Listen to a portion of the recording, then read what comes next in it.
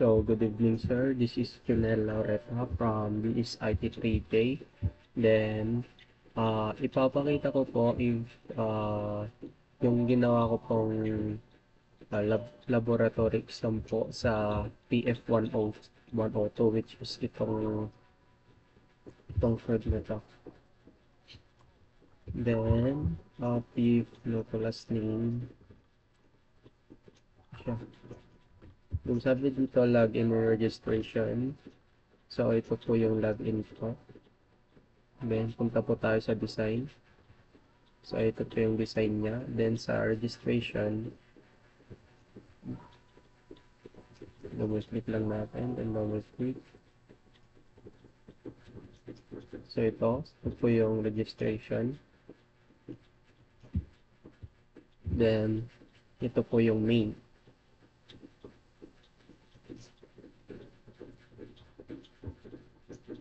So, punta tayo dito sa login. Then, sabi doon, add view, delete. Yung sa main. So, it is ito. Then, nilagyan ko na din ng hello. Then, sabi dito is, ito. Add button show hello in the message box. Reference to rendering field. Then, try na natin i-run. So, run ko lang siya. So, wala pa tayong account. Ay, may nandun na sa SQL ko, admin. Pero magre-register na lang po tayo. So, ito. Try natin UAP.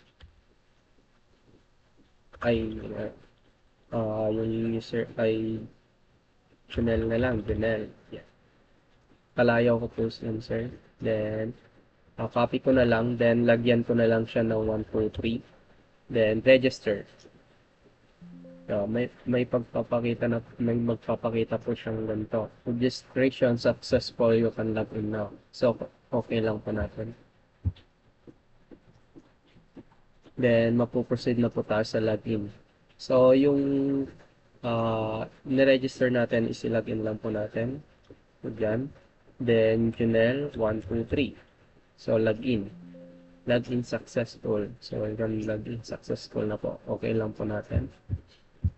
So, dito na po yung main form po natin. Which is ito. Yung nandito. So, itong name, text box, name, age, and course. So, ito siya. Then, add, update, delete, view. So, ito yon. Then, yung sinasabi ko kanina na hello, which is ito. So, ito po siya. So, try po natin maglagay ng ng pangalan po natin. Junel. So, yan. Junel Laureta. So, yan. Tas 20. BSIT. So, add lang po natin. So, student added. So, yan na po siya. Then, try pa natin mag-iba. Junel 19 BCS.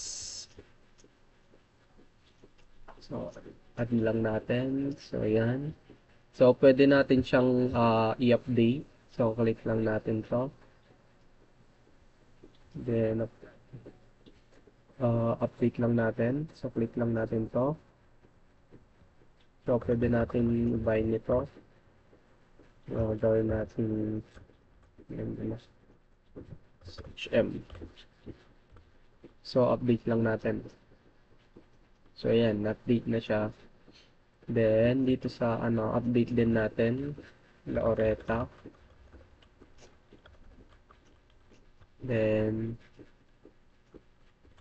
yan. Tapos, IT. Then, update lang natin. So, ayan. So, pwede po natin silang i-delete. Pindutin lang natin to, tapos delete natin. Delete this student. So, deleted na po siya.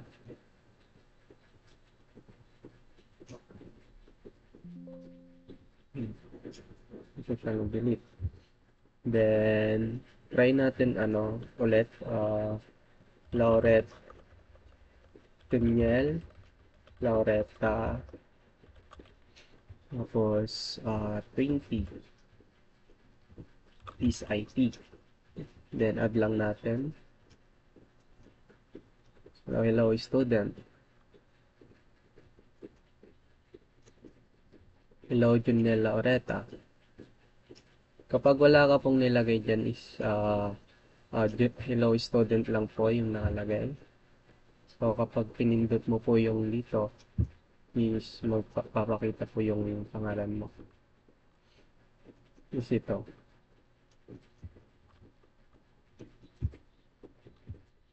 Then,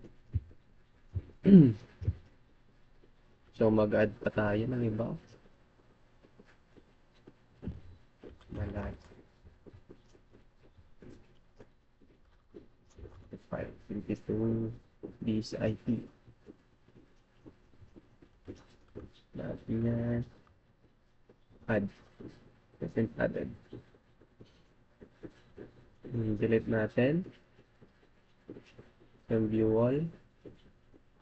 And view all.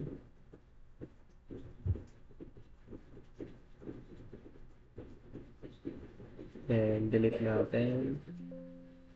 Pwede natin siyang i-delete. Tapos update natin. Update natin. Beta. 25, 26. So, update natin. So, yun. Updated mo siya.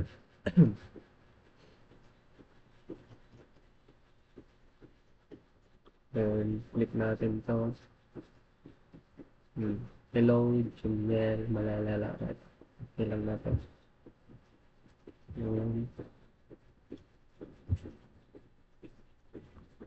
So, yun lamang po yung crude ko, sir. Good evening po.